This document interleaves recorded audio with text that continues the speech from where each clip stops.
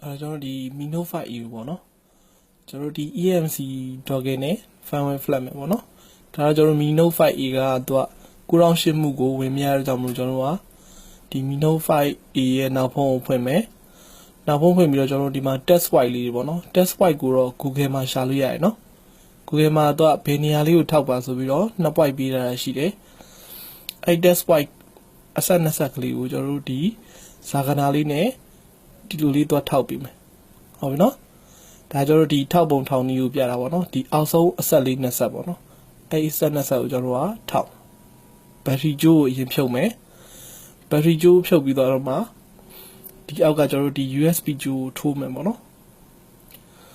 test white ကကျွန်တော်ဒီလိုထောက်ထားလိုက်ရတယ်သူကကျိုးထိုးပြီးမှထောက်လိုက်ရတယ်နော်အဲ့အရင်ဆုံး test white နှစ် point ကိုထောက်ထားမယ်ပြီးရင် battery plug ကိုပြန်တက်လိုက်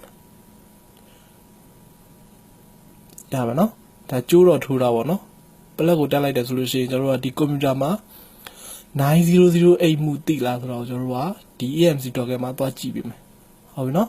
တိတယ်ဆိုရင်ဇာကနာလေးကိုလွှတ်လိုက်မယ်ဒါဆိုရင်ကျွန်တော်တို့ဒီ9008မှုတွေကိုဝင်သွားပြီနော်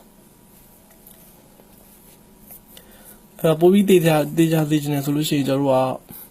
Windows အားနှိပ်ပြီးတော့ Device Manager မှာသွားကြည့်မယ်ပေါ့နော်Device Manager မှာကျွန်တော်တို့ဒီပို့နေရာပေါ့နော်ပို့နေရာလေးကိုတစ်ချက်တော့ဖွင့်မယ်နော်ပို့နေရာလေးကိုတစ်ချက်တော့ဖွင့်ပြီးတော့အဲ့မှာ Qualcomm 9008ဆိုပြီးတော့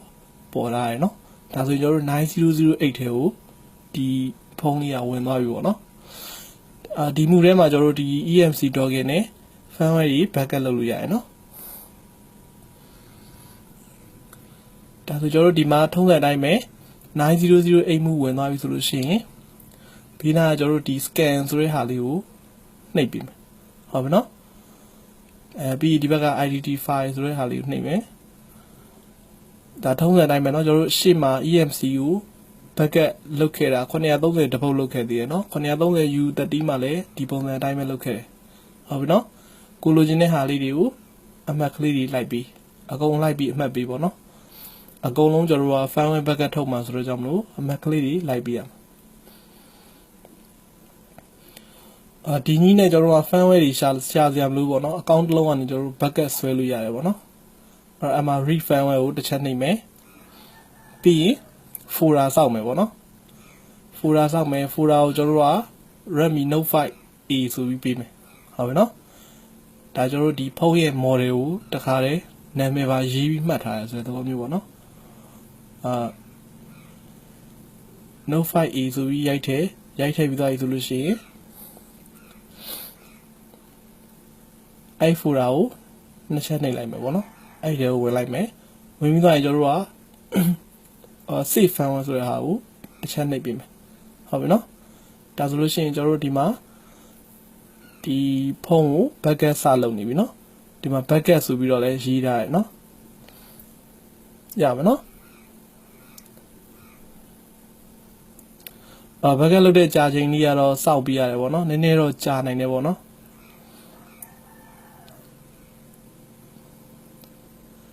ဒါဆိုရင်ကျွန်တော်backup လောက်တာပြီးသွားပြီဟုတ်ပြီနော်အချိန်အားဖြင့်လည်းပြရတယ်ပေါ့နော်အချိန်လည်းဒီမှာလာပြပြီးတယ်နော်အဲ့တော့ကျွန်တော်တို့ဒါ backup လောက်တာပြီးသွားပြီဆိုလို့ရှိရင်ဒီဖုန်းမှာသွားကြည့်လို့ရပြီပေါ့နော်ကို backup လောက်ထားတဲ့ဖုန်းမှာသွားပြီးတော့ကြည့်လို့ရတယ်နော်ဒီချိန်မှာကျွန်တော်တို့ဖုန်းမှာ backup လောက်တာဖြစ်တဲ့ကြောင့်မလို့ဖုန်းကတော့ဘာမှဖြစ်မှာမဟုတ်ဘူးနော်ငါကိုကျွန်တော်တို့မူလသုံးနေတဲ့အတိုင်းပဲပြန်တက်လာလိမ့်မယ်ဟုတ်ပြီနော်ဘာကြောင့်ဆိုတော့ဖုန်းမှာရှိတဲ့ EMC file တွေကို backup လုပ်တာဖြစ်တဲ့ကြောင့်မလို့ဒီဖုန်းကသူ့အတူ auto ပိတ်ပြီးတော့ပြန်ပွင့်လာလိမ့်မယ်တစ်ချက်လေးစောင့်ကြည့်ပေါ့နော်အဲ့တော့အရင်အတိုင်းပဲเนาะအရင်ကျွန်တော်တို့ပုံစံအတိုင်းပဲတွေ့ရလိမ့်မယ်เนาะဒါဆိုရင်ကျွန်တော်တို့ဒီ Mino 5E ကို firmware backup လုပ်တာပြီးသွားပြီကျိုးဖြုတ်လိုက်လို့ရပြီပေါ့နော်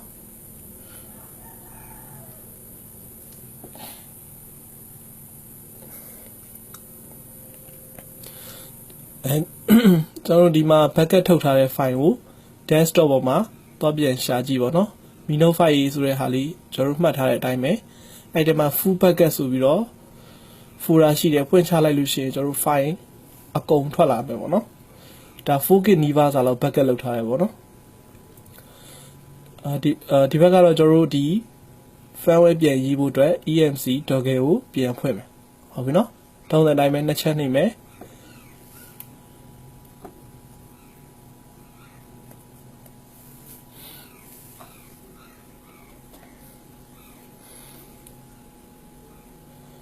user name ရဲ့ password ရဲ့ရိုက်ထည့်ပေးမယ်ဟုတ်ပြီနော်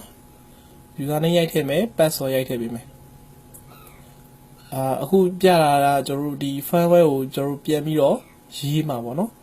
flashing လုပ်တယ်လို့လည်းခေါ်တယ်နော် flash လုပ်တယ်လို့လည်းခေါ်တယ်restore လုပ်တယ်လို့လည်းခေါ်တယ်ရမယ်နော်ဒီ firmware ကိုကျွန်တော်တို့က backup ထုတ်ပြီးသွားရင်ပြန်ရေးမယ်ပေါ့နော်အဲ့တော့9008မှုကို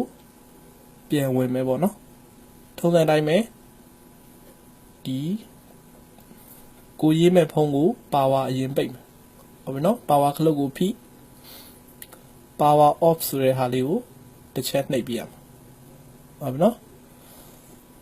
ဒါဆိုဖုန်း power ပိတ်သွားပြီဆိုတော့မှသာလေကျွန်တော်တို့က9008မှုကိုပြန်ဝင်ပေးမယ်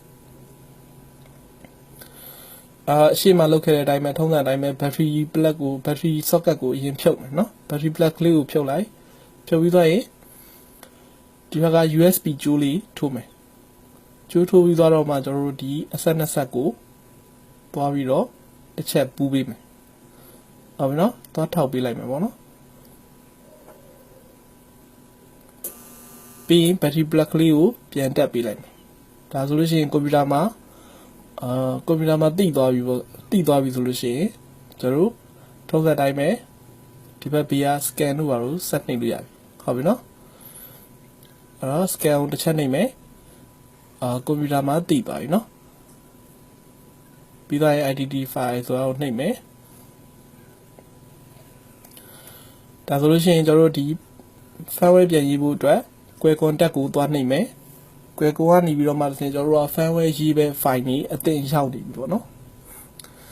အဲ့တော့ဒီ file ကြီးနဲ့ကျွန်တော်တို့က firmware ရေးမှာဖြစ်တော့ကြောင့်မလို့ကျွန်တော်တို့ကိုရေးခြင်းနဲ့ firmware တွေကိုအမှတ်ပေးမယ်ပေါ့နော်ဒါ firmware တိုက်မှာတော့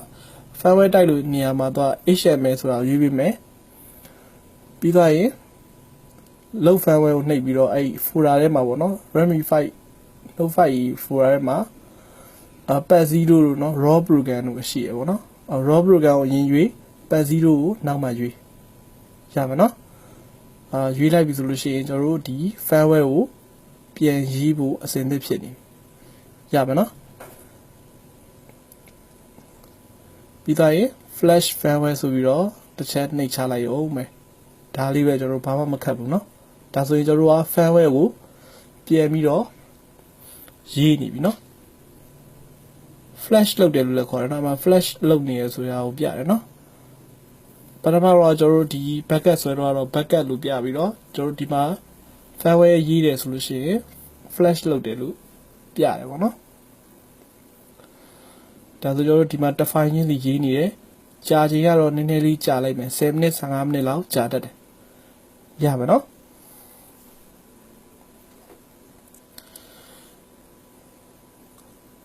အဲ့တော့ firmware ရေးတဲ့အချိန်လေးတော့ခဏစောက်ပေါ့နော်တစ်ဖိုင်ချင်းစီရေးနေတာကိုတွေ့ရလိမ့်မယ်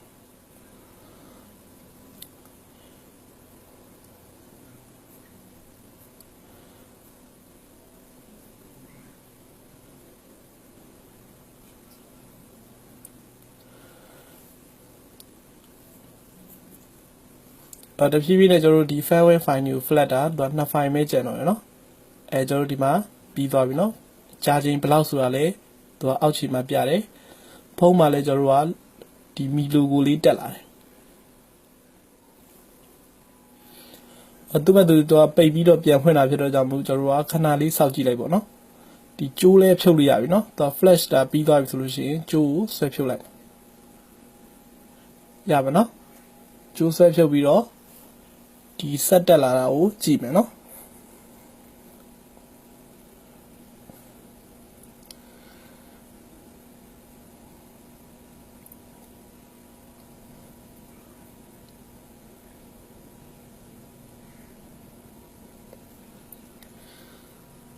ဒီအဆင့်မှာနည်းနည်းလေးကျွန်တော်တို့ကြာနိုင်တယ်နော်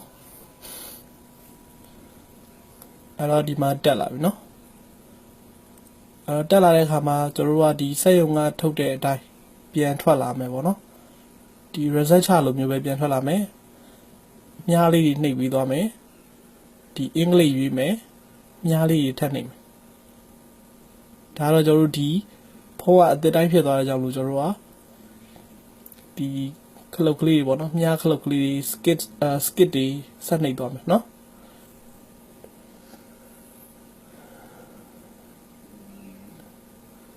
ဒီနည်းနဲ့ကျွန်တော်တို့ကဖုန်းတစ်လုံးအကောင့်ကနေပြီးတော့ကျွန်တော်တို့ဘာလုပ်မလဲဆိုတော့ backup ထုတ်မယ်ဒီ dead နေတဲ့ဖုန်းတို့เนาะ fireware ရေးမရတဲ့ဖုန်းဆိုလို့ရှိရင်9008မှုကိုဝင်ပြီးတော့ဒီပုံစံအတိုင်းရေးမယ်ရပါเนาะ